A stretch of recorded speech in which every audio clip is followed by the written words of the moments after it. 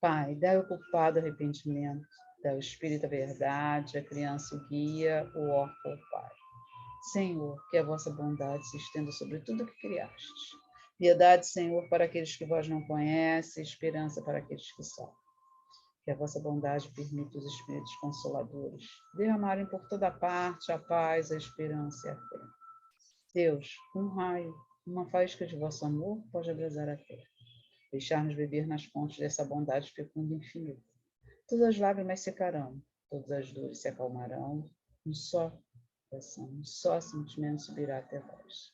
Como um grito de reconhecimento de amor, como Moisés sobre a montanha, nós vós esperamos de braços abertos. Bondade, a beleza, a perfeição. Queremos de alguma sorte merecer a vossa misericórdia. Deus, dai-nos força de ajudar ao progresso, a fim de subirmos até vós. Dai-nos a caridade pura, dai-nos a fé e a razão. Dai-nos a simplicidade que fará de nossas almas um espelho, aonde refletirá a vossa divina imagem. Que assim seja. Ó nosso Pai, Omulu e Abaluaí, vamos em suas orações pedir perdão e a bênção a Totô, meu Pai. Em sua misericórdia infinita, dai-nos a saúde plena, ajuda a curar as doenças e dá alívio às dores carnais e espirituais. Pai amado, a Totô, ajuda aqueles que padecem sem medicação, ajuda aqueles a que a medicina não encontrou a solução para a cura. Acolha-nos, poderoso Pai. Afasta-nos de nós, aqueles que desejam a destruição da nossa saúde e a nossa devastação espiritual. Dai-nos força para vencê-los em espírito, meu Pai.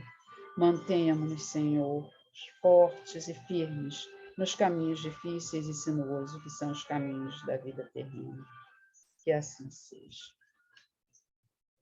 Pedimos e levamos essas orações aos nossos irmãozinhos que necessitam da irradiação aos seus lares, aonde estão internados, dos nossos irmãos Nilza Julião da Rocha, Richard da Rocha, Cecília Mara da Rocha, Giovana da Rocha, Gabriela da Rocha, Tiago da Rocha, na Avenida Brás de Pina, 1406, Vila da Penha, Rafael Lázaro de Souza, Ana Paula Lobo, Donilson Silva Pereira, Caio Elídio Azevedo, Maria da Paz Miranda Pereira, Gabriel Jorge Lira da Silva, Adalberto Jorge da Silva, Carmen Simone Lira da Silva, Lawrence Cristine Alves, Daniel Brasil, Carolina Maria Alves Brasil, Regina Alves, Eni Alves, Rayane Alves de Freitas Laureano, Clévio de Oliveira,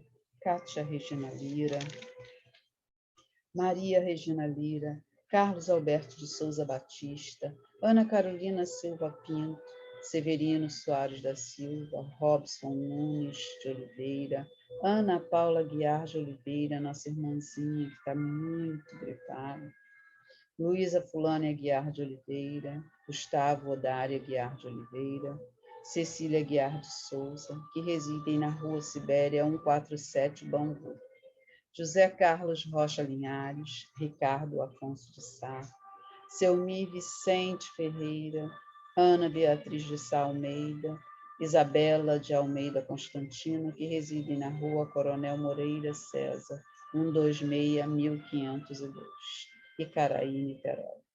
Rafaela Nunes de Assis, Hélio Ferreira de Azevedo, Heitor Ribeiro de Castro Coimbra, Jalmir dos Santos Pires, Célia Regina Lira, Robespierre Pacheco Rodrigues, Jéssica de Souza Rodrigues, Vitória Regina de Souza, Maria do Carmo Silva Ramos, Valmir de Souza Ramos, Wanda Maria de Carvalho Rosa,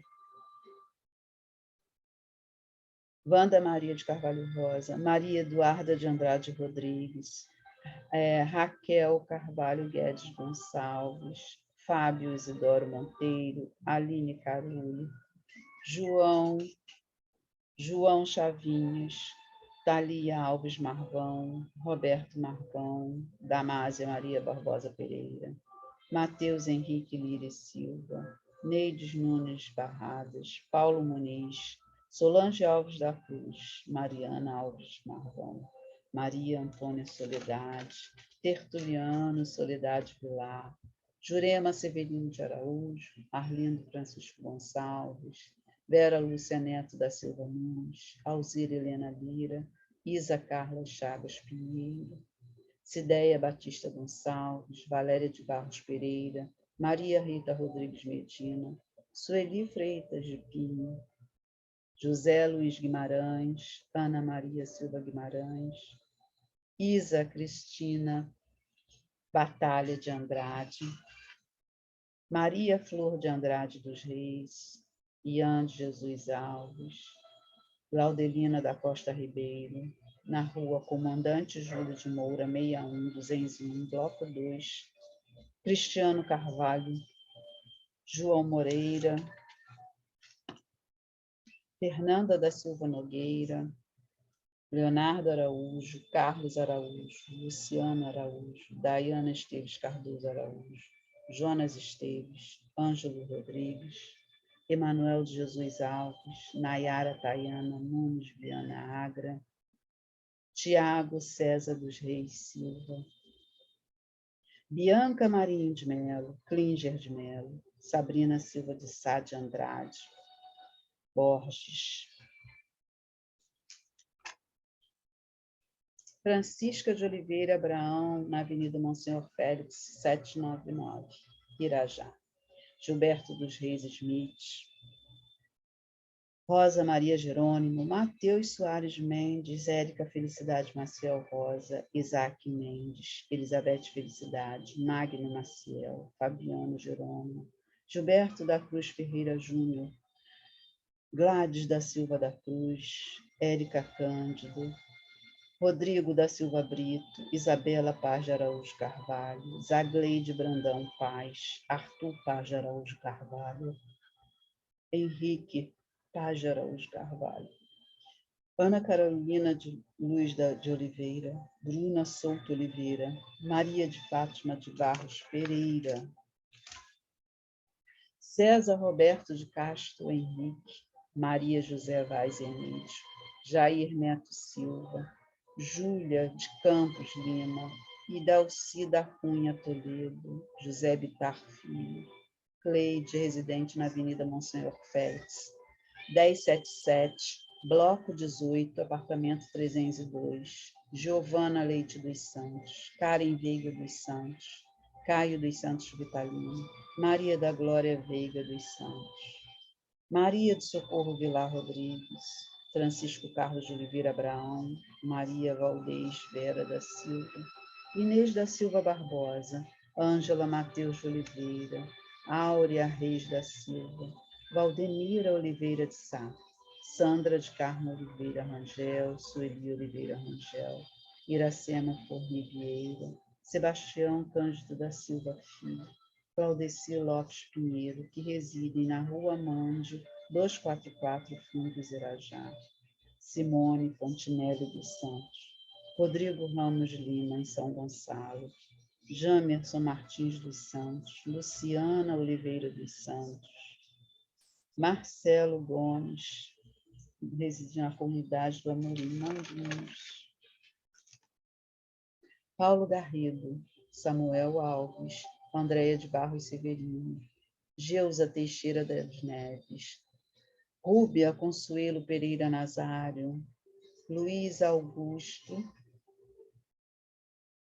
dos Santos Silva, Sara Alves da Cruz, Laura Soares Pires Rosa, Tatiana Antolini Sobral Cunha de Jesus, Ielda Leiros de Lima, Ana Carolina de Azevedo Guedes, Maria Nazaré Rochete de Sá, reside na Avenida Brás de Pina, 1390-501, Vila da Penha. Tiago Assunção Barros, Maria Luísa Lira, Deise da Cruz, Valdir Cardoso Pires, Lucia Alves, Luiz França, Maria José Correia, Maria Luísa de Andrade Oliveira, Isabel Cristina Ferreira da Cruz, Chiara Alves, Amineles Terêncio dos Santos, Amarilis Rodrigues de Souza, Larissa Rodrigues de Souza, Rua Engenheiro Gastão Lobão, 169, Caxambi. Agnagil Dúcio Nóbrega de Barros, Jaqueline Leiros Pereira Fontinelli, Raquel Leiros Nunes Galeia, Antônio Cecileiros Nunes Galeia, Milena Rafaela de Aquino Silva e Carla Afonso de Sá. E todos nós que aqui estamos e aqueles irmãos que hoje não puderam estar aqui, que sejam envolvidos. Todos os profissionais de saúde que estão ali nos cuidados dos nossos irmãos no nosso novo momento de adoecimento. A todos os irmãos que estão nos hospitais, aos irmãos que moram nas ruas, a todos aqueles que necessitam de luz, de paz, de energia, que envolvam-nos com os seus amores, com os seus medicamentos, com as suas palavras de amor.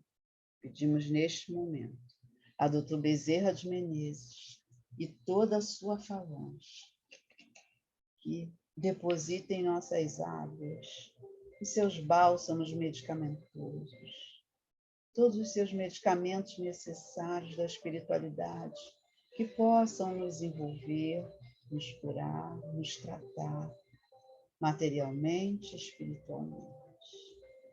Que esse medicamento venha trazer paz, calma, tranquilidade e a nossa cura desses males que estamos necessitando neste momento. E agradecemos a todos os irmãos que aqui estiveram, nossos irmãozinhos espirituais, nossos mentores espirituais, doutor Bezerra de Menezes e a sua equipe de saúde, o sangue, os caboclos de cura, os mentores de cura, que aqui estiveram nos acompanhando, nos orientando, trazendo os seus medicamentos, os seus equilíbrios, a sua paz para o nosso trabalho de hoje. Graças a Deus, graças a Deus, graças a Deus, hoje e sempre. Em nome do Pai, do Filho e do Espírito Santo. Que assim seja.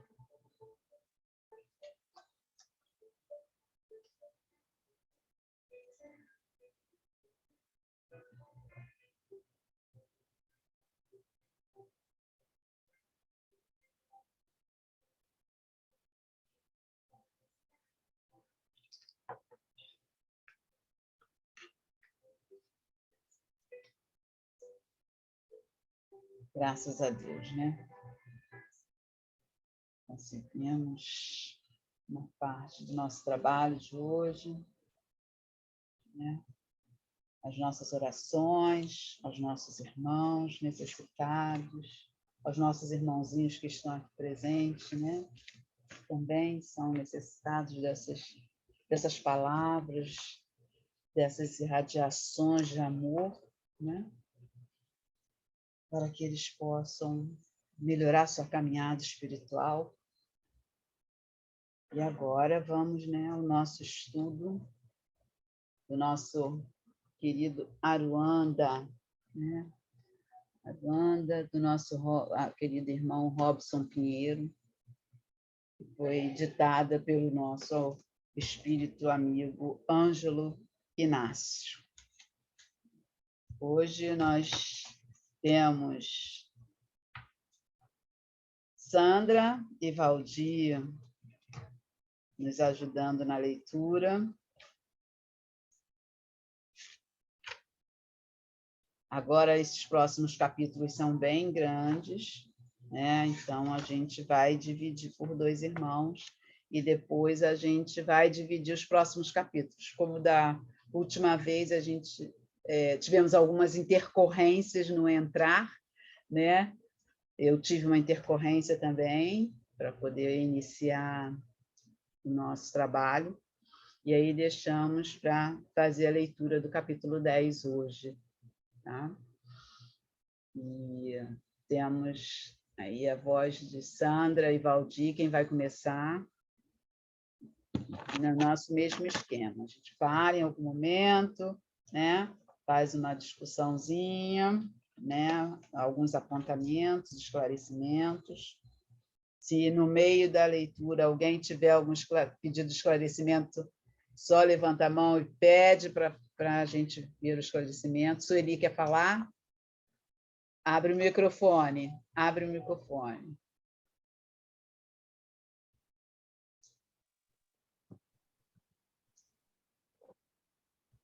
Conseguiu abrir? Agora, a Sueli vai ler para mim, Luci, que eu estou com a vista inflamada dessa, está me ardendo muito. Aí ela vai ler na minha vez, tá? Não tem problema. Está cuidando dessa vista? Estou sim. Estou cuidando sim. Eu acho que foi a lente de contato muito tempo, aí ficou ardendo. Ah, com certeza. Quer se livrar dos óculos, que fica bela só de lente? Eu mais posso, quando eu posso, eu me vejo livre dele, mas tem dia que arde. Exatamente. Aí a vista fala assim, oi, estou aqui, tem que dar uma descansada. Covid, eu descansei nas lentes. Ela corajosa voltou. Eu ainda estou deixando sem lente ainda um pouco, deixa mais à frente. Que é gostoso, a lente te ajuda muito, né? É uma liberdade, né? Mas, em compensação, também é aquela história de sair do lugar aí. Não, mas vamos voltar para a nossa leitura. Vamos Quem lá. começa? Valdir falou que falou. Posso começar? Pode. Pois não. Então, vamos lá. Capítulo 10, Goécia. Já estávamos próximos ao terreiro ao qual nos dirigíamos na crosta. Quando chegamos, o ambiente externo estava fervilhando de entidades e de pessoas encarnadas. Uma fileira de seres desencarnados que identifiquei como a falange dos guardiões. Formavam uma espécie de muralha em torno da construção física. Era a falange de Exu, os guardiões do templo. Aproximando-nos fripatoriamente da tenda, que se dizia umbandista, creio que, na verdade, a forma de culto que presenciávamos ali era um misto de umbanda e candomblé. O batuque era alto, os homens responsáveis pelos tambores pareciam em êxtase. No meio do salão, todos os médios do terreiro, todos com vestes bastante coloridas, dançavam sob a influência de atabaques e demais tambores, tocados num determinado ritmo. Algo estranho, porém, acontecia naquele ambiente. Um a um, os médios, de acordo com os cânticos que entoavam, em idiomas próprios de cultos assim, pareciam estar em transe. Contudo, não havia espírito envolvendo-os. De cada médio do terreiro exalava uma cota intensa de ectoplasma na forma de um vapor luminoso e pairava sobre o redor. Vovó Catarina, notando minha curiosidade em ateá-las, começou com explicação. Este não é um templo umbandista. Os dirigentes desta tenda, não possuindo maior esclarecimento sobre a lei da Umbanda, adotaram o nome sagrado e se autodenominaram umbandista. Mas veja, Ângelo, que ainda estão presos a antigos rituais de procedência africana. Elementos como atabaque, cânticos na língua iorubá e os demais apetrechos que observamos e já denotamos que não é uma tenda umbandista. A multidão que comparece ao culto é atraída pela música, os cânticos e rituais. Não há, entretanto, nenhum ensinamento de ordem moral. Também se pode notar que, nesse terreiro, os médios cultuam os orixás à semelhança do candomblé. Na Umbanda é diferente. Reconhece-se apenas 7 orixás e respeitamos como vibrações das forças da natureza. As roupas coloridas dizem alguma coisa a respeito dos médios? Perguntei. É uma forma de identificação.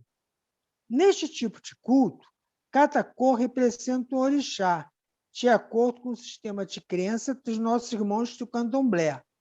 Isso significa que cada médium está vestido com as cores associadas ao seu santo ou orixá. Na Umbanda, não se utiliza esse tipo de simbologia.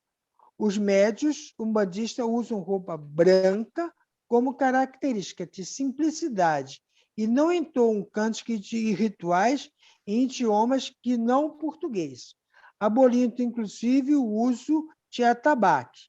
Mas não nos fixemos na aparência. Examinemos a simbologia dos orixás, para que você possa compreender o significado de cada um. Sim, meu filho, interferiu o pai João. É importante compreender o que sejam os orixás, sua atuação no mundo. A parte de todo ritual e as práticas que soam como excesso para nós, convém entender o que está por detrás da alegoria. O orixá é uma força viva da natureza, por vezes, confundindo com elementos que se afinizam com suas vibrações. Podemos dizer, o orixá é uma vibração cósmica. Sendo assim, não se equipara aos seres desencarnados que incorporam em seus médios. Vamos dar uma paradinha Como um instantinho? Médios. É isso, em médios. Tem algumas colocações aqui, pelo tempo que o livro foi escrito, né, quando vovó Catarina fala lá em cima sobre a Umbanda, né, que não utiliza o atabaque. Atabaque. Na década de, vamos dizer, 70, mais ou menos, né, as umbandas não usavam mesmo atabaque. As umbandas usavam palmas, né? O cântico era entoado através das palmas. Então, casa de umbanda normalmente não tinha atabaque.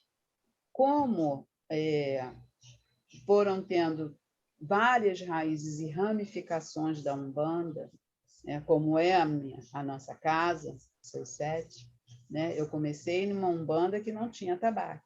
Ela tinha mesa, tinha o terreiro, né? A gente não usava baiana, a gente usava guarda-pó, né? E o atabaque também não existia. A gente cantava ao som das palmas, né? Hoje, a gente vê que as casas de umbanda, a grande maioria tem o atabaque, né? Usa o atabaque por conta dessa ramificação com algumas raízes do candomblé, né? Lá no seu com Zélio Fernandino de Moraes, a umbanda não tinha atabaque, era também cântico com palmas, né? Então, é só para fazer esse esclarecimento no temporal do livro, tá? Em que momento que o livro foi escrito, e por isso a vovó Catarina fez essa observação. E hoje a gente sabe, e a gente visita as casas, e você vê casas de umbanda, que os seus cânticos são em português, isso é uma característica da umbanda, né? Os cânticos são em português, mas são acompanhados pelo atabaque e outros instrumentos que a gente chama de egoma, né? Que são os atabaques, o chocalho, o xexê, a xerê, entendeu? Tem vários instrumentos, alguns usam triângulo, tem vários instrumentos que vão comportar a egoma, que vão auxiliar os cânticos. Perfeito. Eu acho que o restante está bem... Ah, tá. Quando ele faz aqui, o pai João faz a observação que podemos dizer que o orixá é uma vibração cósmica, sendo assim, não se equipara aos seres desencarnados que incorporam em seus médios. Então, ele está mostrando aqui qual é a diferença do orixá e do guia espiritual, né? O orixá, ele não encarnou, ele não foi um ser encarnado, ele é a energia da natureza. Então, quando a gente incorpora os nossos pais e mães de cabeça do nosso ori, que é sempre um orixá feminino, e um orixá masculino, representativamente pai e mãe, né? A gente incorpora a energia da natureza do orixá, né? E você vê que o orixá, ele não fala, né? Ele vai falar com gestos, quando ele quer dizer alguma coisa, ele vai abraçar, né? Ele vai fazer um carinho, mas ele não usa a fala do médium. Entendeu? Perfeito. O guia espiritual já foi um ser encarnado, né? Ele já teve uma história encarnatória na Terra. Então, por isso, ele usa a fala do médium, ele usa a visão do médium, ele usa a audição do médium e usa o mental do médium, né? Então, por isso, eles falam. Vou ver se eu entendi. Quando Pode falar. em algum ritual, né? Em algum momento na casa, a vovó Maria Conga vem, através de você, conversar com os seus filhos, é porque a vovó Maria Conga já teve várias existências, ela foi uma pessoa, ela encarnou várias vezes, e ela é uma entidade, nesse sentido, ela é um mentor espiritual. Espiritual, né? Isso. Ela é um mentor espiritual. Ela não é um orixá. Pai e a sua mãe são as pessoas para quem você abre as suas orações. Quando você fala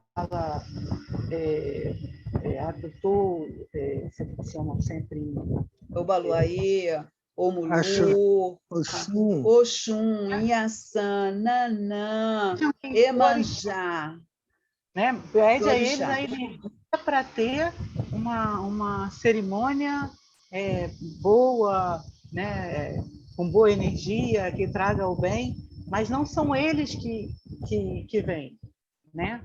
Não, a energia deles é que vem. A energia pode vir. Isso, pode vir, pode e vem. É ela que envolve o médium, né? Uhum. E é ela que, essa energia que ela passa para quem está enquanto os assistentes.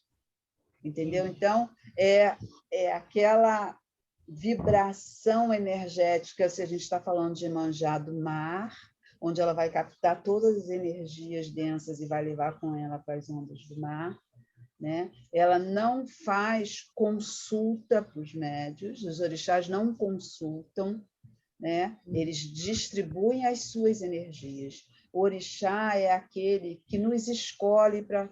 Por que dono do nosso ori? O nosso ori é a nossa cabeça, é onde pensamos, né? Nós somos ser pensantes. Eles utilizam a nossa energia do ori para nos orientar. Eles nos abraçaram e nos aceitaram como os nossos pais para nos orientar. Por isso são nossos pais e nossas mães. Eles nos orientam nessa vida terrena. E já no candomblé, eles incorporam, eles recebem os orixás e os orixás falam, se manifestam? Não, os orixás não falam. Não falam. Da mesma forma. Da eles mesma só não forma. recebem essas entidades. Não. Os guias espirituais. Algumas nações, exatamente, algumas nações até trabalham com os boiadeiros, que é da linha de caboclo, né? Trabalham, eles chamam de catiço, né? Que são os exus. Não, o exu no candomblé é o orixá, né? Quando a gente fala de guardiões, são as linhas, são diversas linhas de Exu. Então, tem um Exu que é responsável por aquela linha. Linha da Mulambo, né? Então, Pombagira tem a linha de Mulambo, tem a linha das Marias, Maria Padilha, Maria Mulambo, são as várias denominações. Então, esses mentores espirituais, esses guias espirituais, eles recebem alguns, entendeu? Mas Preto Velho, que tudo que encarnou o candomblé não incorpora. Eles trabalham com as energias da natureza, que são os orixás. Tá bom? Esclareci, Bela? Alguém quer colocar mais alguma coisa? Não? Então, vamos continuar. Como vibração e energia primordial, os orixás, tal e qual, guardam determinadas características que se assemelham muito a de certos santos do culto católico. Daí faz todo sentido chamado secretismo, aspecto muito marcante e interessante na cultura brasileira. Mas não significa que os orixás sejam tais santos. Absolutamente. São princípios ativos não encarnantes e, se porventura a Umbanda utilizar imagens de santos católicos para simbolizar os orixás, é apenas a fim de estabelecer uma conexão mental entre o povo e a verdade da Umbanda, através da crença popular. Não entendi muito bem, respondi. Vamos citar exemplos, meu filho. Tornou o pai João. Oxalá representa uma vibração que é responsável pela energia da paz. Também está associado ao elemento masculino ou yang, como queira classificar. Iemanjá, por sua vez, está ligado à água, simbolizando o elemento feminino. Porém, Oxalá não é Jesus, nem Iemanjá é Nossa Senhora, como pode sugerir o secretismo. Se o culto da Umbanda lança a mão das imagens de Nosso Senhor e Nossa Senhora para representar os orixás que lhes correspondem, é em virtude da necessidade popular de uma referência material para compreender as coisas espirituais. Os leigos, a população em geral, teria dificuldade em compreender, em entender, ou seja, uma vibração. É um conceito abstrato. No entanto, quanto tais vibrações, como a paz é o elemento masculino, são representados pela imagem de Jesus, estabelece imediatamente um ponto de contato entre o indivíduo e a vibração do seu orixá. Muito ainda preciso de elementos materiais para alcançar realidades que estão no plano infinito da criação. Isso mesmo, falou vovó Catarina. As semelhanças de cada orixá, vibração com os santos católicos, são apenas superficiais, simbólicas e imagéticas. Poderíamos dizer, embora seres canonizados pela Igreja tenham tido, durante suas vidas, característica que remetesse a esse ou aquele orixá. Explicando melhor, sendo Oxalá uma vibração masculina positiva, força ativa e fecundante, assemelha-se, pois, a Jesus, o nosso Senhor, e sobre a tutela e orientação de Oxalá atua. Do mesmo modo, os demais orixás da Umbanda são identificados conforme vibrações de cada um, com este ou aquele personagem, referenciado como santo. Ainda sobre a natureza do orixá, vibração Oxalá, vale dizer que ele é responsável por reger o chakra coronário e está relacionado ao corpo mais superior do espírito, o sétimo corpo espiritual, o corpo atmático, segundo o centenário espiritualista. Pai João continuou a explicação. Iemanjá, que, por sua vez, está associado ao elemento feminino, a lua e as marés, representa a sensibilidade à emoção.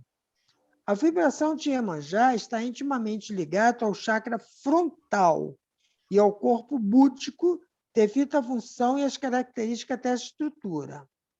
A seguir, temos a vibração de Ori, relacionado ao larígeno e o corpo mental superior. Xangô, em sua vibração original, está associado ao chakra cardíaco e, consequentemente, ao corpo mental inferior concreto. Isso se deve ao fato de que a vibração de Xangô, ou o orixá Xangô, traduz justiça, equilíbrio e verdade. Ogum, que possui uma vibração mais intensa, tem a característica que se assemelha ao chakra umbilical. Está na posição vibratória de um corpo astral, das emoções fortes e passionais.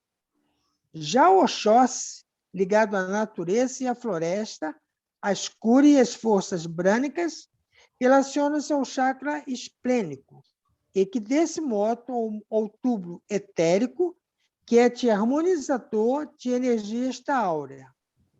Finalmente, a vibração de Oyorimá simboliza os pretos velhos, está associada ao chakra básico, pois a entidade que vibram na forma de preto velho trabalha com o ectoplasma e diretamente ligado à sabedoria e manipulação dos fluidos densos.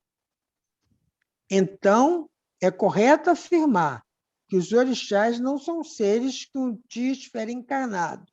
Precisamente, são apenas vibrações. Contudo, na Umbanda existem entidades espirituais que correspondem e traduzem essas vibrações. Classificam-se como orixás menores e que, por apresentarem na Umbanda como pais velhos e crianças, essa locais conhecidos. Em locais... Não, como os hereis. Conhecidos como hereis. Os orixás menores são espíritos de seres que um dia estiverem encarnados e sua função, sobretudo, interpretar a lei e as vibrações originais dos chamados orixás maiores, ou vibrações que citamos anteriormente. Vamos dar uma paradinha? Foi muita informação, né? Aqui eu me lembrei, assim, me veio logo essa questão também da necessidade dos escravos de alguma forma, poderem fazer seus cultos e, para isso, fazerem uma certa adequação com os santos católicos, porque aí seriam menos proibidos de fazer, que pareceria que eles estavam se convertendo ao catolicismo. Sim. Como os donos de engenho queriam, né, o tempo Exato. Todo, né? A igreja queria o tempo todo, né? Tirar essa coisa que eles achavam que era de magia, do mal, primitiva, né? Então, assim, essa parte eu senti um pouco de falta, mas isso eu acho que é pela perspectiva, né? Também. Sim, também pela perspectiva de quem estava escrevendo. Quem estava escrevendo, de quem está lendo, né? Exatamente. Tem também essa questão que os escravos precisavam continuar cultuando os seus orixás, né? Que é diferente dos santos católicos, que eles foram encarnados, eles viveram, né? Tiveram encarnações e foram canonizados e foram ditos como santos.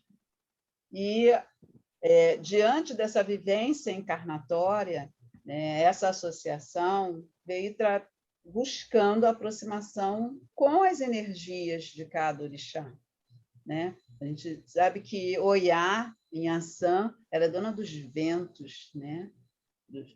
Então, ela tem essa energia em que faz a mudança, né? Ela traz uma mudança com a sua ventania.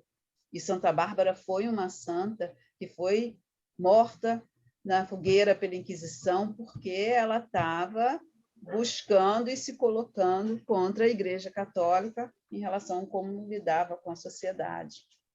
Então, ela veio em busca da mudança. Então, é essa energia que eles estavam aqui esclarecendo, que cada orixá traz. Né? Que energia é essa? Aonde que eles atuam no nosso corpo energeticamente, né? Aonde que Xangô atua, onde que Ogum atua com a sua energia, na hora que ele incorpora, né? Por onde ele está atuando e onde ele cuida. É essa a diferença do orixá para o guia espiritual. Né? Quando a gente entende essas energias que envolvem a energia da Oxum, que ela é dona das águas doces, né? Das águas calmas, das cachoeiras, né? Dos rios, É uma senhora do amor, da maternidade, da beleza, né? Então, ela envolve os seus filhos no seu ori por esse lado. Ela traz essa energia dela, da maternidade, do amor, da compreensão. Então, são essas energias que esses orixás são identificados, né? Então, eles trazem essa força para os seus filhos. Deu para esclarecer? Né? E os guias espirituais são diferentes. Pode falar, Sueli. Sim, eu só ia aproveitar antes de você reiniciar, sobre Iorimá. Iorimá é em Iorubá, que são os pretos velhos. Tá. Que a gente, às vezes, escuta em cânticos essa palavra, e eu nunca tinha essa informação que estava se relacionando aos pretos velhos. Aos pretos velhos. Não tem nenhum santo católico que represente Yorumá, não, né? Não, a gente tem, são vários na realidade, né? A gente tem São Benedito, né? Que ele representa, né? A gente tem os pretos velhos de uma forma geral, né? Mas não tem o sincretismo é mais com os pretos velhos e negras velhas, né? Que tiveram as suas vidas, e não representantes de falange. Quando ele usou Iorimá, ele usou em Iorubá, né? Porque em português a gente não tem essa representação. Né? Tá ótimo. Mais alguma coisa? Então, podemos seguir? Vamos lá. Então, vamos. Mas existe alguma diferença entre o orixá do candomblé e aquele aceito pela Umbanda? Com certeza, meu filho, tomou Bai João. Na Umbanda, aceita-se apenas 7 orixás que comentamos. A Umbanda respeita a riqueza do culto afro, representado no candomblé, mas o referencial para os trabalhos umbandistas são apenas 7 principais orixás vibração originais, que representam também os 7 planos vibratórios no universo, os 7 chakras e os 7 corpos espirituais. Agora te volto ao conversamos há pouco. Este terreiro aqui é ou não é uma tenda de Umbanda? Como lhe disse, embora nossos irmãos utilizem o sagrado nome da Umbanda, foi a vez de vovó Catarina. Não tentei Umbandão. Ou seja, a lei maior concedida à humanidade. Presenciamos um ritual complexo e podemos notar que ainda se encontra um estágio de tradição entre candomblé e umbanda. Transição. Transição. Isso. Desculpa. Assim como insiste muitos centros que intitulam espíritas e não são. Assim também ocorre com a utilização do nome Umbanda. Observe o ritual dos orixás e como ele se enrola. Há algum tempo, mesmo conversando com as entidades amigas, eu permanecia de olho no que se passava no terreiro. Na realidade, era um barracão, termo no qual tomei conhecimento que é do próprio candomblé. Pai João deu seguimento à nossa conversa esclarecendo. Há ainda outros aspectos a analisar, considerando alguns dos orixás mais conhecidos no Brasil, tanto na Umbanda quanto no candomblé. Podemos identificar outro especial no comportamento das pessoas que nascem sob a influência ou sintonizam com esse ou aquele orixá, como força cósmica. Não abordaremos questões doutrinárias nem as narrativas mitológicas que envolvem os orixás, protagonistas de muitas histórias, à semelhança dos deuses gregos. Prefiro enfocar orixás sob o ponto de vista psicológico, arquetípico,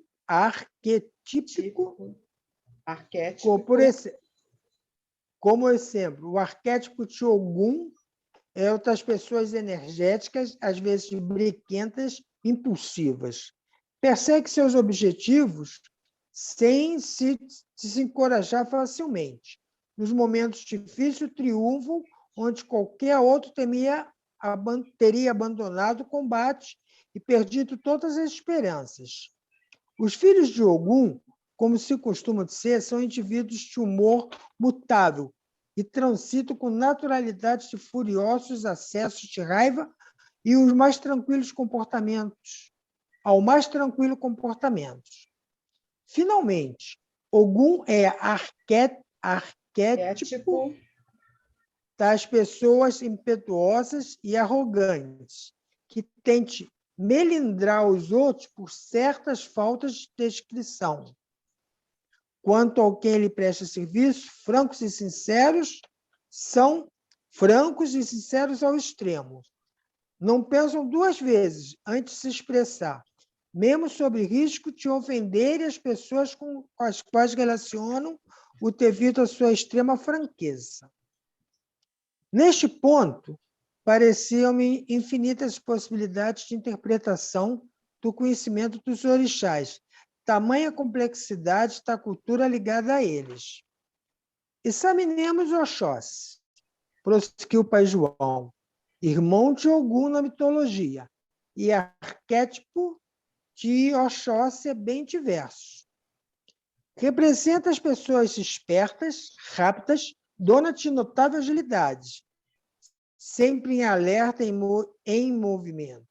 Cheia de iniciativa, estão sempre em busca de novas descobertas e novas atividades, mas possui grande senso de responsabilidade e de cuidado com a família.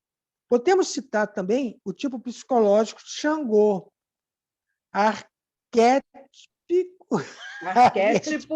O desse arquétipo orixá. É o das pessoas são família. voluntariosas. Das- Pessoas Podemos voluntariosas e citar enérgicas. isso, altivas e conscientes de sua importância real ou suposta. Podem ser grandes cavalheiros, senhores corteses, mas não toleram a menor contrariedade. Ele é um nesse rei, caso, né? Ele é um rei, né? Então não quer ser contrariado. E, nesse caso, estejam-se possuídos por crises de cóleras violentas e incontroláveis. Por isso, Xangô é associado ao trovão. O filho de Xangô, em geral, possui um senso de justiça e muito apurado. Após alguns instantes, para que pudesse fazer minhas anotações, o preto velho continuou. Outro tipo psicológico digno de estudo por parte dos psicólogos em ação, cujo comportamento já foi tema de filmes e música e de nossos irmãos encarnados. O arquétipo de ação e das mulheres audaciosas, poderosas e autoritárias.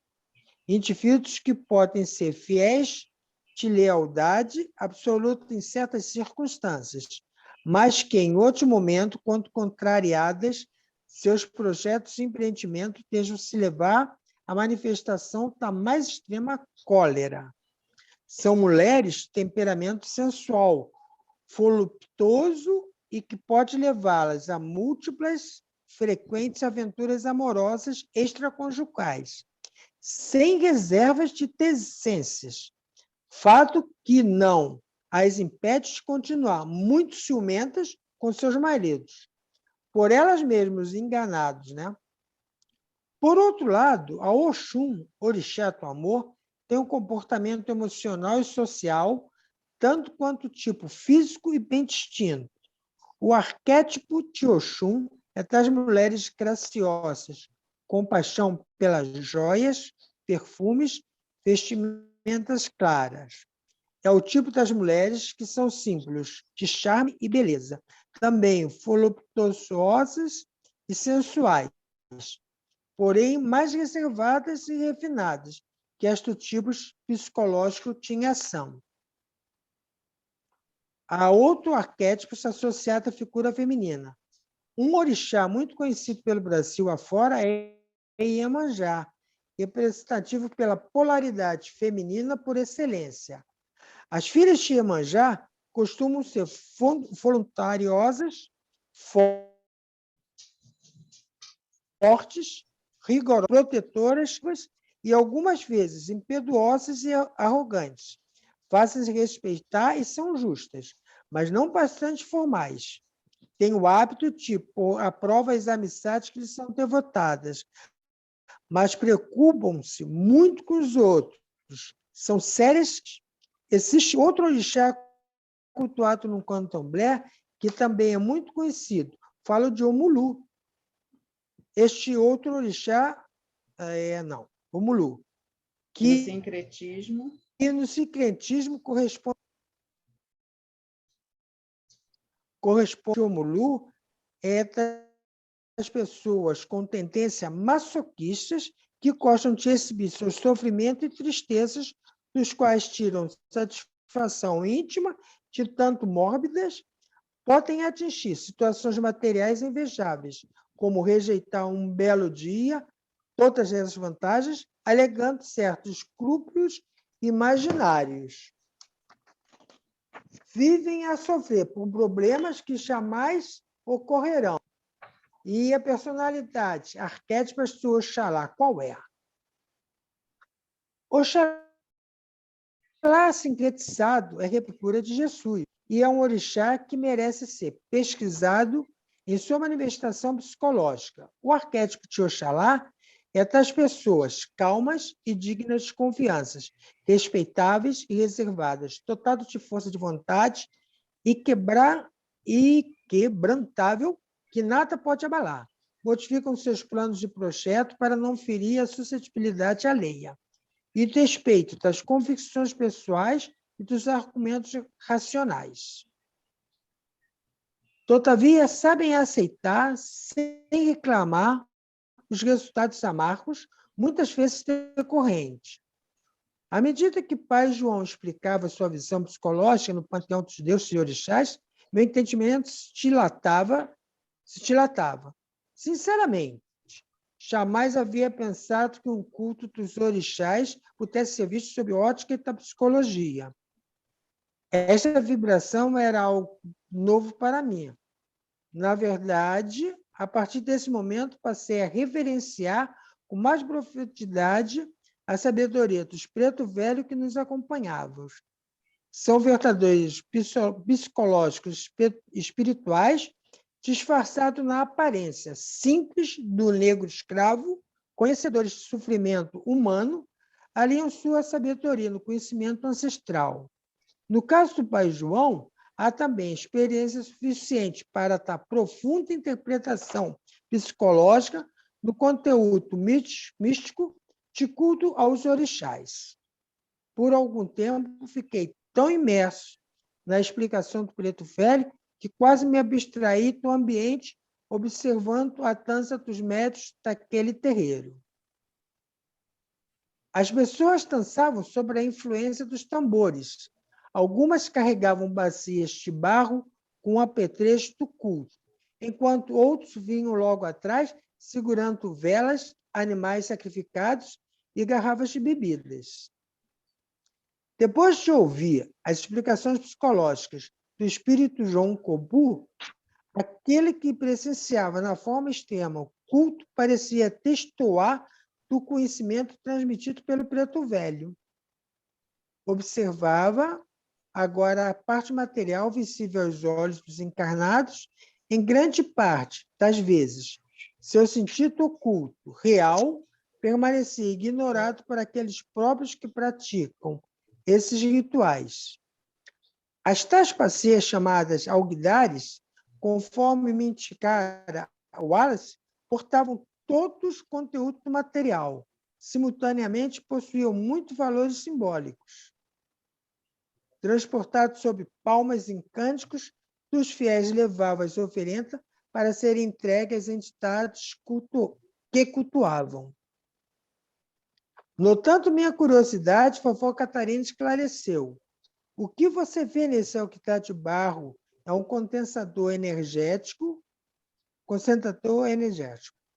O ebó, ou a oferenda, conduz uma espécie de energia mental coagulada, compactada, que nos leva a classificar todo esse material que faz parte desse tipo de ritual como potente condensador, coagulador de energia.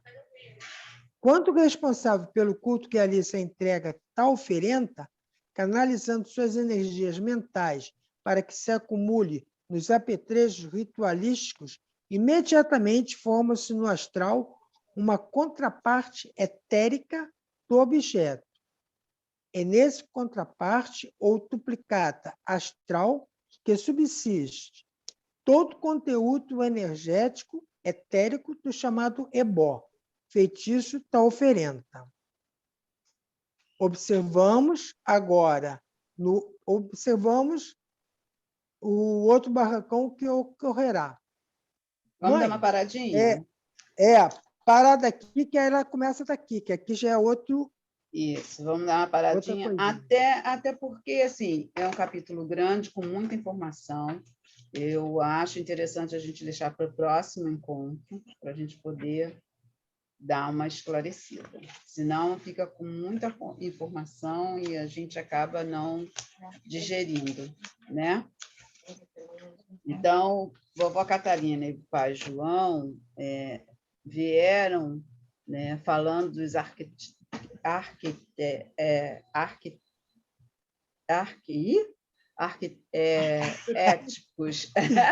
os arquétipos, desculpa, os arquétipos dos orixás, né?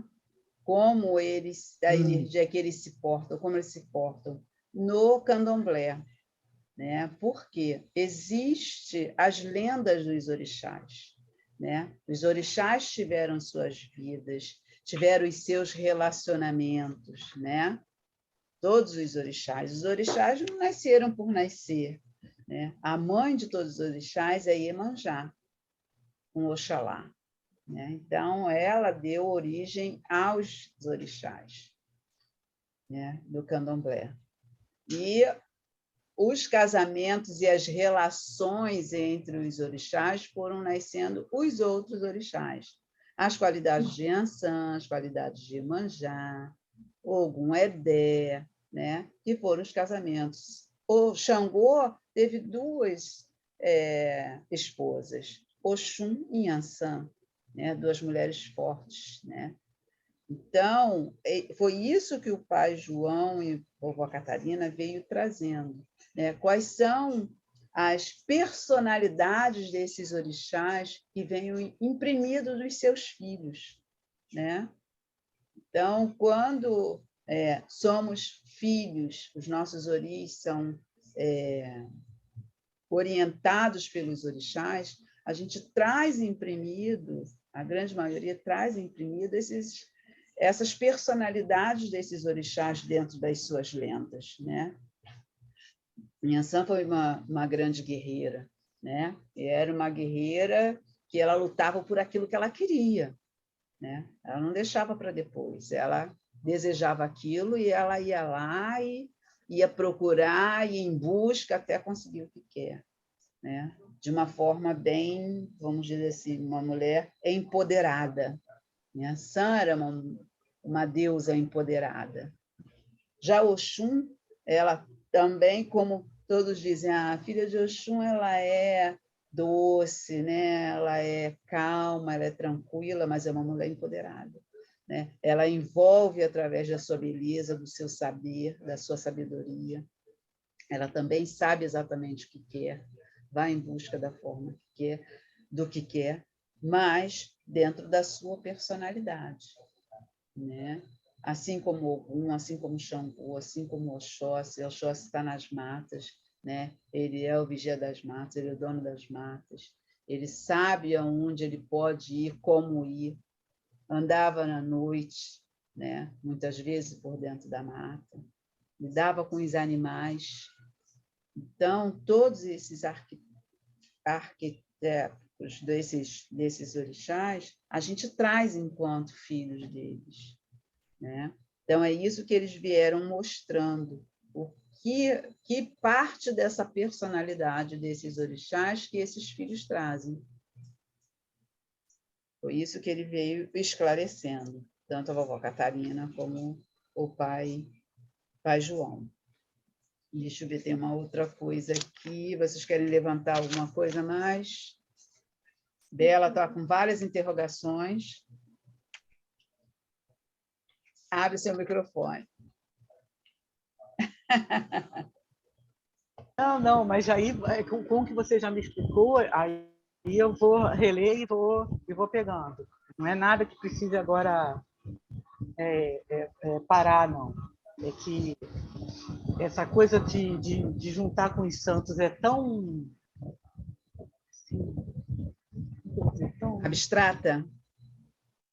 não, é tão comum, assim, é tão... Sim. Realidade, né? Cultura A da ideia gente. de São Jorge, né? Vai Zeca Pagodinho cantar suas músicas para algum, né? Aí, Sim. mas está lá o São Jorge com todas as flores vermelhas que merece, com todas, né? Exatamente, é um guerreiro, né? Ele Aí quando você luta. lê a oração, eu fiquei doida. Aí depois eu falei, para e pensa. É um guerreiro naquele contexto. Exatamente. Ou ele usava as armas e Mas matava, ou ele ia ser morto. Sim. Né? Porque aí também já mistura, porque tem essa coisa do complicado. Das interpretações. Interpretam isso como a pessoa, né, briguenta, né? E Ogum não era briguento. Ele estava defendendo um reino. Ele era um general. Era um soldado, né? Exato, ele precisava defender, ele tinha que ter seus artifícios para poder defender um reino. Então, quando se defende um reino... É diferente de você ser uma pessoa que você sai brigando com todo mundo. Todo né? mundo, Você vai... ou ser um policial que não anda na linha reta, né? Mas que está lá, não, nada vai me acontecer, porque eu sou filho de São Jorge, sou filho de Ogum, nenhuma coisa vai me atingir. Aí eu ficava assim, gente, esse povo que não está entendendo. Exatamente. Qual era o princípio dele, né? Exato. Como falta, né? Falta o conhecimento. Falta conhecimento para as pessoas, até se elas mesmas se entenderem, né? Sim. E verem que não tem que ficar e não se esconder, atrás, né? Dos orixás. No manto dele, né? Você fica se escondendo no manto e, né? Seja do santo, seja dos orixás, você está se escondendo ali numa redoma, né? E que não é isso, né? Que não é a realidade. E um detalhe muito importante: a pessoa tem que ser merecedora, né? Sim. Você não vai ganhar uma batalha se você vai usar coisas escusas, né? Se você vai usar caminhos no qual você vai derrubar as pessoas com os seus direitos e deveres. Então, você tem que merecer entrar na sua guerra, na sua batalha e vencê-la, né? Se você usar as suas armas verdadeiras, éticas, você vai vencer a guerra. Né? Você vai fazer toda a sua estratégia e você vai vencer. Se você usa coisas erradas, não tem como vencer. Como é que você vai vencer? Você vai passar por cima do outro para você chegar lá do outro lado? Não, não vai. Né? E aí vai dizer, o meu pai Ogum não me protege. Ele está te protegendo, ele está te mostrando que você está indo pelo caminho errado. Pelo caminho errado. Né? Então, volta o caminho, refaz o caminho e vai lá para a sua batalha de novo. Então, essas coisas que as pessoas precisam entender, né? Não é pegar o que você quer da história, faz a história de forma diferente, bota debaixo do braço e vai. Não, não. Né? As energias dos orixás e até mesmo dos guias espirituais está dentro, antes de qualquer coisa, da moral de cada um. Né? O primeiro princípio é a moral. Você tem que ter moral, você tem que ter dignidade, seriedade, respeito, tudo isso.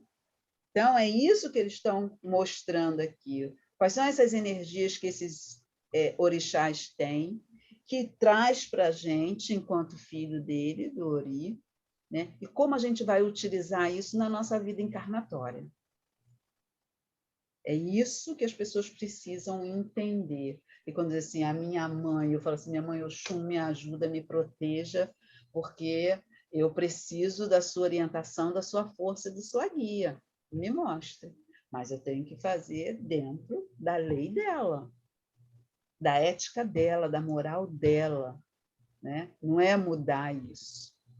Então, assim, é essa forma que a gente tem que descortinar, né? E utilizar. Não é fazer da nossa forma. Não é. Né? Então, eu acho que vocês conseguiram entender e perceber, né? E essa coisa do sincretismo que muitas vezes deixa a gente meio embaralhado, né? Sem bem entender que força energética é essa do orixá e do guia espiritual. Eu espero que eu tenha conseguido esclarecer e mostrar que as energias são as energias da natureza e da natureza, não só da natureza do ar, do mar, da água, da floresta, mas da natureza dentro da vivência daquele orixá, né? O que ele traz dentro corpo, da vivência do corpo, do chakra, né? Exatamente, do chakra dele, do eixo dele. Que força energética é essa que ele traz para a nossa moral? Para a nossa moral. Eu acredito que vocês já tenham conversado no outro capítulo que eu vi que falou sobre essa questão do ebó e da oferenda. Era isso uma outra coisa. E no outro capítulo eles foram muito críticos ao ebó. Em relação a fazer a oferenda ao ebó. Quando a gente fala ebó, o ebó, quem usa bem isso é o candomblé, porque ebó é tudo que a boca come, tá? Então, quando a gente faz oferenda para o orixá, é tudo que o orixá come. Aliás, quando a gente falou orixá come, mas, na realidade, é tudo que a gente alimenta a energia do orixá. A gente não estava falando de energia, né? A gente veio falando o tempo todo no capítulo sobre energia. Então, é a energia que alimenta a força desse orixá.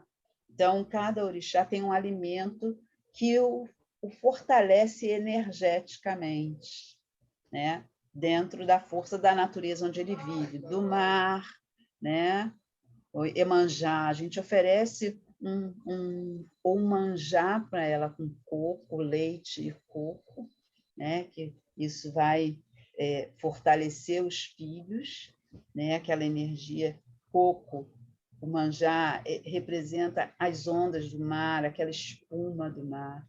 Ou a gente oferece um peixe, né? Que é da própria habitat natural de Iemanjá, né? A gente oferece um purê de creme de arroz, né? Que vai representar a areia do mar, e o peixe, que é onde ele vive, na casa de Iemanjá.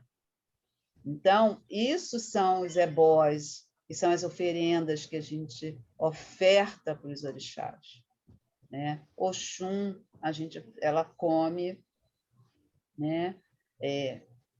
Feijão fradinho com camarão, né? Porque ela é dona das águas, que as águas que é do rio, da cachoeira, que se encontra com o mar. Por isso ela come camarão, né? No seu feijão fradinho. Então, são esses alimentos que a gente faz nas nossas oferendas para fortalecer essa energia do Filho de Santo, para que essa energia do orixá nos fortaleça. Né? Então, você vai ali, faz uma mesa para o orixá, o filho deita ali naquela mesa oferecida para os orixás, para que aquela toda a energia seja no ectoplasma do filho e o fortaleça para a sua vida encarnatória, né? Para o seu dia a dia, para as suas batalhas da vida, para as suas escolhas, para ajudar nas suas escolhas, nas suas aberturas de caminho. É isso. E o primeiro orixá a comer é Exu, Exu, é dono dos caminhos, é quem abre os caminhos para que os orixás possam comer. Né? Exu é força, é movimento, é energia. Ele foi o primeiro, é o primeiro orixá a comer. Para que ele faz o quê? Ele faz a guarda da casa. Então, ele faz a guarda do filho. É ele que protege o filho na rua, nas encruzilhadas da vida. Né? Então, é isso que são os ebós. Espero que eu tenha esclarecido. O ebó, porque é tudo que a boca come. Né? E o filho de santo pode comer aquela comida da oferenda que é dada. Né? Que a gente oferece para fazer a troca de energia com o orixá para que essa energia retorne para a gente. Espero que eu tenha... E a questão das oferendas que se fazem em função de uma pessoa. Isso já é uma outra coisa completamente diferente. O som ficou ruim, Bela. Pode refazer a sua pergunta? Deixa eu ver se eu estou ligando. Uma oferenda que se faça em função de uma determinada pessoa encarnada.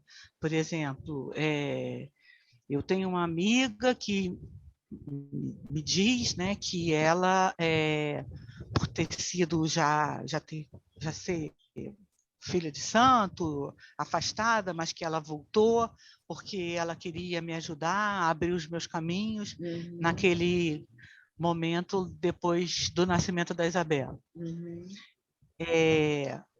E ela fez uma oferenda, né? Mas em minha intenção, quer dizer, era para me abrir o meu pensamento, né? Abrir me dar força, clarear minha cabeça e tal.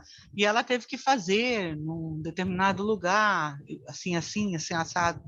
Assim, isso é completamente diferente de quando você está fazendo uma questão que você vai dar energia para um orixá, para um filho que é filho desse orixá, né? Completamente diferente. Sim. Isso é uma coisa do candomblé, não é da Umbanda. Não, a Umbanda também a gente faz. A Umbanda também faz? Faz. Por quê? A gente precisa fortalecer. Quando a gente faz uma oferenda para o filho, a gente precisa fortalecer essa energia que envolve o médium.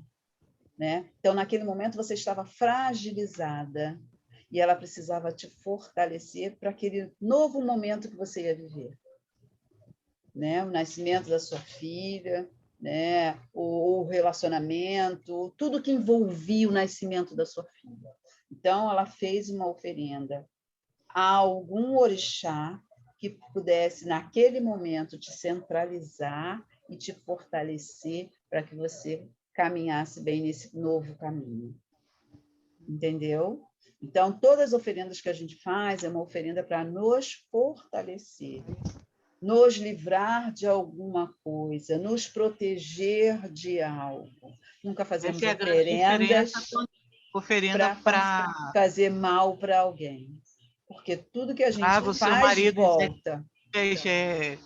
Tiro, né, a vida dessa pessoa em 2 meses. Exato. Então, tudo que se faz de bom ou de ruim, ela volta. Se você faz coisas boas, ela vai voltar energias boas. Se você faz pedindo coisas ruins, vão voltar energias ruins para você. Então, a oferenda é aquela concentração energética que a gente faz, né, dentro dos alimentos. Quando a gente se confraterniza, né? A gente se confraterniza em volta de quê? De uma mesa, sempre comendo algo. Então, a gente está alimentando algo, a gente está fortalecendo através do alimento. Alimento tem energia pura e própria, né? Ela tem vitaminas, né? Ela tem energia da terra, ou energia da água, né? Todo alimento que se faz, que se produz, que se utiliza para fazer uma comida, ela traz uma energia. Ou se é uma raiz, ela foi plantada na terra, ela tem energia da terra, ela tem energia da água, ela tem energia do sol, e para ela passar a ser um alimento, ela precisou de todos esses elementos, né? E a gente traz todas essas energias para a gente. Então, a gente precisa saber como canalizar e utilizar as nossas energias. principalmente quando fazíamos comida para o santo. O lugar mais importante, que tem que ser mais guardado, é a cozinha do santo de uma casa. Ali a gente fortalece, dá saúde, dá doença, a gente faz tudo ali no momento em que a gente está numa cozinha do santo. Tanto que numa cozinha do santo não entra qualquer pessoa. São pessoas escolhidas a dedos para poder trabalhar na cozinha do santo. Tá? Porque a gente está manipulando, construindo energia para alguém. Mesmo quando a gente vai fazer o alimento, a gente vai distribuir, compartilhar com as pessoas num dia de homenagem na casa do santo. Né? Você vai alimentar aquelas pessoas com a comida daquele santo. Então, você vai dar a energia daquele santo para as pessoas, você vai dividir a energia. Então, tem que ser muito bem preparada, tem que ter uma concentração, tem que ter uma oração daquele santo, porque a gente está chamando esse santo, está evocando esse santo, para ele trazer toda aquela energia dela para ser compartilhada. Então, a cozinha do santo é o lugar mais importante de uma casa do santo. Tá bom? Então, a gente vai parar aqui. Sueli, você no próximo, porque senão a gente vai ficar aqui até... Não, foi ótimo.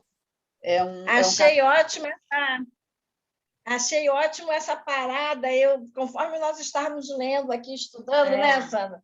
Nós pensamos, tomara que divida esse capítulo em 2, que assim dá chance de se curtir tudo que tem dentro dele, né? Muita informação. É muita informação. Se repensar, né? Então, foi ótima parada. Assim como você está falando sobre a Umbanda, né? Que ela também dá o alimento, assim, durante muitos anos, assim, voltando no tempo em que era sem atabaque quase, tinham bandas que não tinham nada de corte, de comida. Não. Por exemplo, nós começamos no centro, que lá tinha, da tia Cacilda, né? Uma pessoa que família do papai, e eles tinham assim como é hoje, e chamava que era uma banda traçada. Era o nome que davam na Era o nome que dava na época. A banda traçada. Aí passou o tempo, nós já adultas, fomos frequentar por mais de 30 anos um centro que aí ele era Umbanda, que aí já dizia, era Umbanda branca, Umbanda que não tinha tabaque, mas lá não se passava além do que um banho de erva, se fazia o amaci, mas a parte assim das comidas nunca existiu ali dentro. Mas aí eu me lembro que aquilo era assim, todos que frequentavam ali não tinha nada disso, mas a maioria sempre tinha uma outra casa que ia e que fazia alguma coisa além. Sempre então, precisa do complemento, né? É o complemento. Sempre tudo muito misturado. E nessa parte de quem entra numa cozinha do santo, lá me fez lembrar, nesse que não tinha comida, a parte do amaci, a parte da limpeza do terreiro. Então, eram pessoas que eram escolhidas, vamos supor assim, específicas para isso. Pelo tempo que tinha de convivência, pela observação da dirigente, na hora de que nas ervas era aquele grupozinho que ia e que participava daquilo, não eram todos que tinham aquele acesso. Às vezes criava até algumas pessoas mais melindrosas, né? Ficavam assim, ciumentas, mas não entendiam por quê. Né? Mas tudo tem um porquê, um fundamento, tem né? Tudo, tudo na Umbanda, na religião, tem fundamento. Né? Isso. Então, as pessoas precisam ter vivência na casa. Por mais que a gente pegue o livro e leia, né? Que você vai lá no Pai Google e procure, nada substitui a vivência de terreiro. A convivência com os orixás, com os guias espirituais, com os mais velhos da casa, que trazem as suas sabedorias. Por quê? Incorporam há mais tempo, trabalham na casa há mais tempo, estão próximos dos guias espirituais há mais tempo e ouvem as histórias dos guias espirituais, porque os guias espirituais sentam e vão nos trazer as suas histórias das suas vidas, das suas reencarnações. Isso é vivência de terreiro. Quinar uma erva, um amaci, o amaci vai no ori de cada um. Então, tem que ser pessoas específicas, que tenham vivência do terreiro, que conheçam as ervas, que no momento em que a gente está quinando uma erva, você está cantando um ponto, você está orando, você está conversando com a espiritualidade, você está pedindo coisas boas, né? Porque o amaci é o fortalecedor.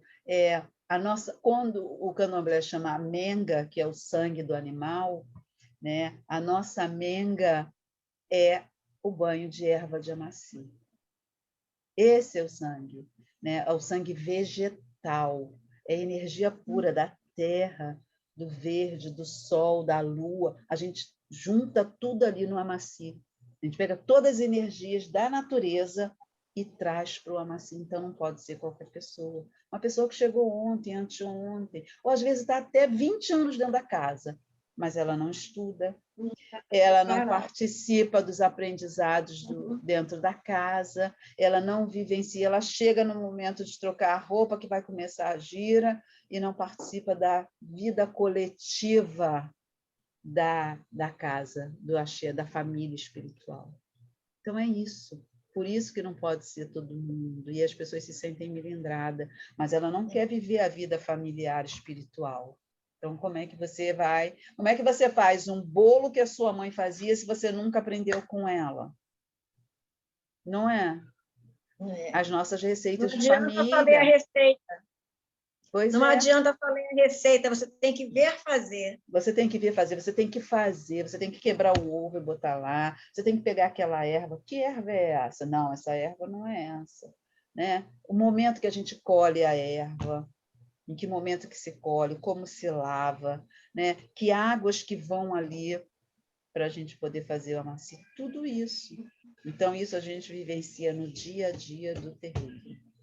E isso é importante, porque a vivência do terreiro nos faz melhor, a convivência com o coletivo do axé nos faz melhor.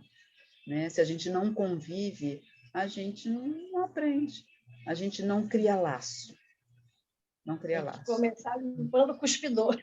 Exatamente, lavando o banheiro, lavando aquela louça gigante que fica lá na cozinha, varrer, né, a assistência, limpar o banco que a nossa assistência vai lá, limpar o cuspidor, tirar a toalha do... Ficar com os ouvidos abertos, né? Ficar Isso. atento, né? Ficar tentando captar, entender, né? Exatamente. Por que faz assim? Por que bota desse lado? Por que bota lá em cima? Por que esse tem que vir para cá? Por que entra essa e essa erva? No outro não entrou essa e essa e essa. Então, é a vida familiar espiritual. Então, é o dia a dia. A gente não está todo dia dentro do terreiro. Na minha casa, é de 15 em 15 dias que a gente está dentro do terreiro. Então, aqueles 15 dias, aquele período de 15 dias é muito tempo. Quando a gente se encontra, a gente tem que estar ali, né, vivendo, cuidando daquele espaço coletivo com muito amor, porque os nossos orixás estão ali dentro, os nossos guias espirituais estão ali dentro, nos esperando para ajudar todos aqueles que vão entrar na nossa casa, que vão em busca de uma ajuda, que vão em busca de um aconselhamento. Né? E a gente tem que estar preparado para isso. Né? A gente tem que estar limpo, íntegro, já tem que estar religado com a espiritualidade, porque quando... gira daqui a 15 dias. Quando a gente chegar lá, o nosso guia espiritual já está lá, ó, há muito tempo. O orixá já chegou antes da gente. Então, quando a gente adentra o portão da casa espiritual para poder limpar, né? Que muita gente não gosta, né? De higienizar. Alguém gosta de morar numa casa suja? Não. O guia espiritual, o orixá, também não vai morar numa casa suja.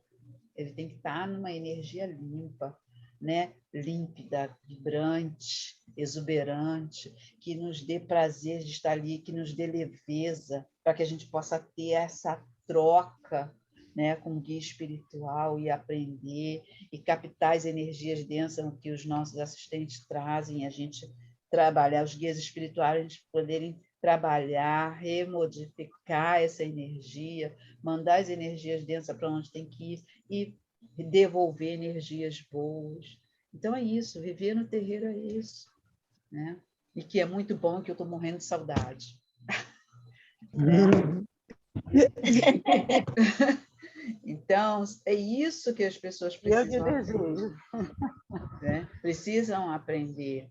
A gente não vai só para o centro, né? Ou para a tenda, ou para o barracão, né? A denominação que se dá, só para a gente botar a roupinha e você vai lá e muitas vezes você nem incorpora, ou você nem está ali, o seu corpo está, mas a sua mente, seu espírito está em outro lugar, né? Então, você não está ali ajudando quem precisa e nem está conseguindo ser ajudado. Porque antes de qualquer coisa, a gente está sendo ajudado. E muito bem ajudado. Muito bem orientado, amparado, cuidado, né? Então, é isso que a gente precisa aprender com a vida de terreiro, né? Vida do terreiro é aquela coisa do prazer. É um momento de prazer, de se religar com a espiritualidade, né? De conversar com ele, apesar que a gente não precisa estar dentro de um templo, né? Eu digo, a gente não precisa, e a pandemia veio mostrar isso, que a gente não precisa estar dentro de um templo. As nossas reuniões aqui mostram isso, né? Sim, são provas vivas, né? Que a gente não precisa estar dentro do terreiro para a gente se religar. A gente se religou entre nós, muitas pessoas que não se conheciam, e que a gente criou laços, né? Através de cada um, da sua necessidade de estar aqui, né? Criamos laços, nos preocupamos uns com os outros, e não estamos dentro das quatro paredes. Então, a espiritualidade veio nos mostrar isso, né? Mas que a gente, em algum momento, a gente vai voltar. Só um instantinho. Emanuel, atende seu irmão aqui, por favor. Manuel? Só um momentinho.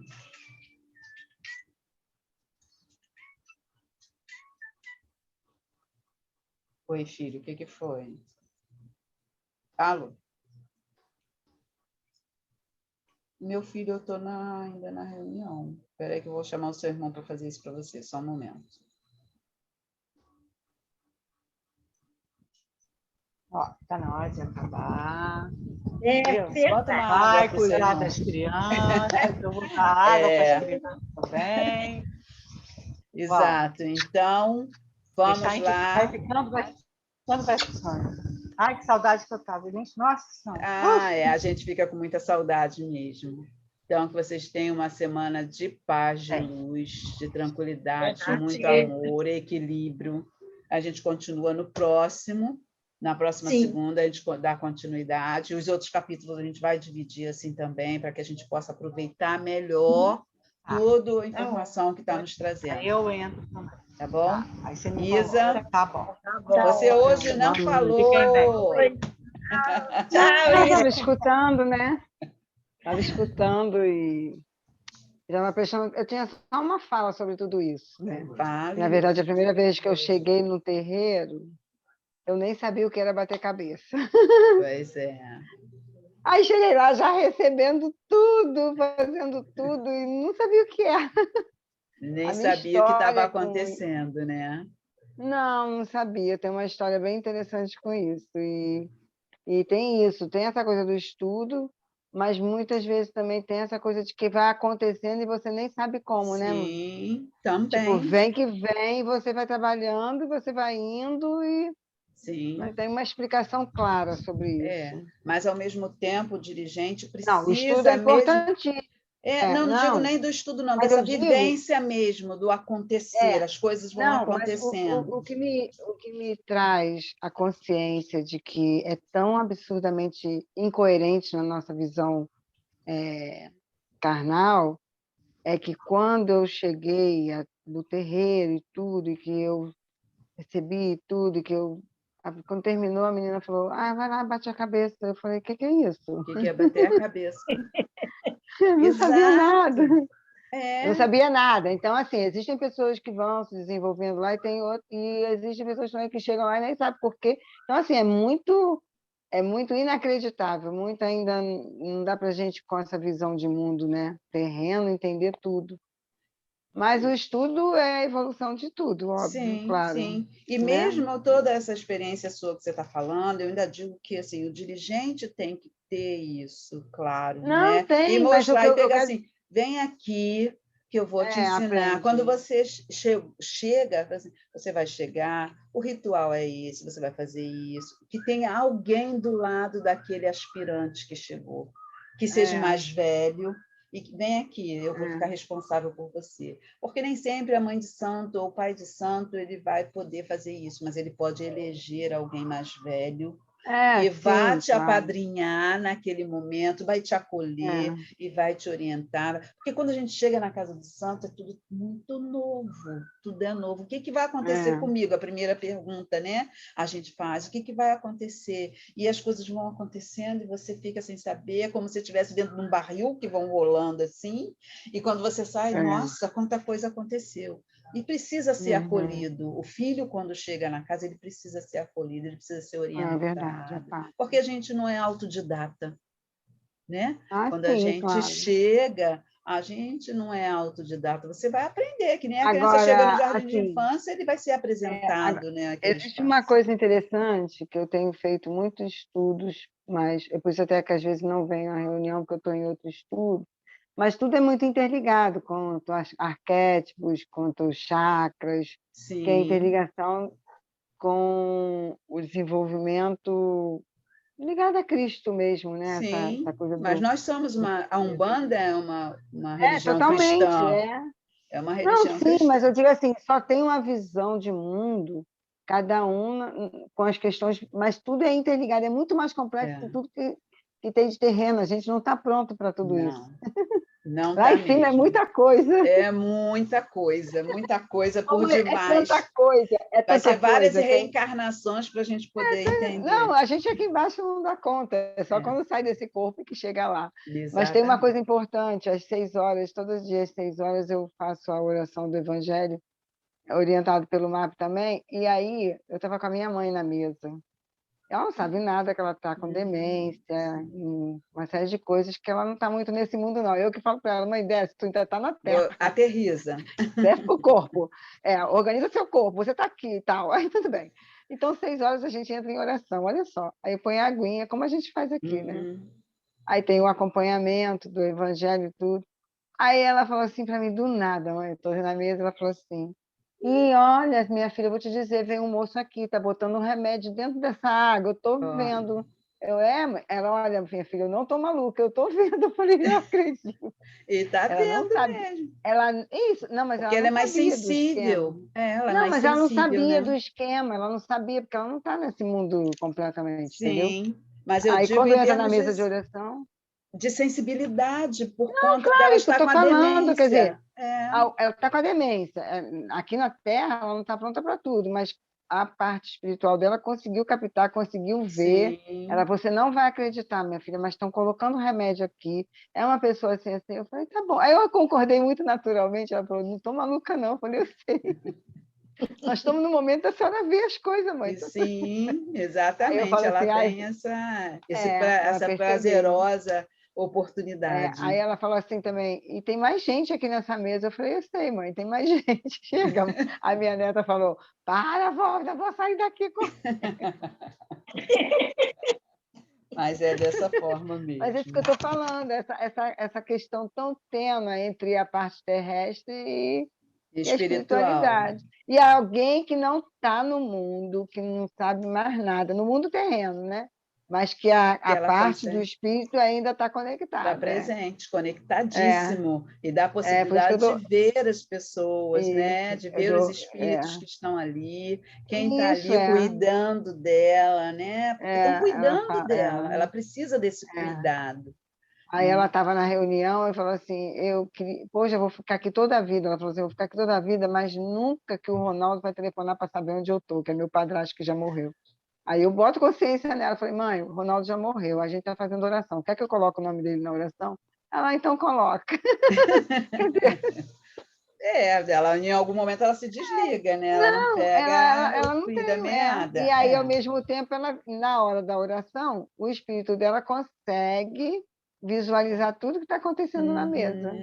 Então, assim, Exatamente. é muito sutil, né, mãe? É tudo muito muito sutil, é tênue, uma coisa tão tênue que a gente fica meio... É muito inacreditável, mas a gente acredita, mas é muito sutil mesmo, entendeu? Muito Essa sutil. sutileza deixa, às vezes, porque você vê uma sentindo louco. pessoa que não tem mais coordenação nenhuma, que está com uma demência, que está com, né? E quando chega num momento de oração, o espírito dela se conecta a ponto de visualizar, de ver, de dizer o que está acontecendo, né? Isso é muito bonito. É muito bonito. Eu estou fazendo esse relato porque eu acho muito bonito.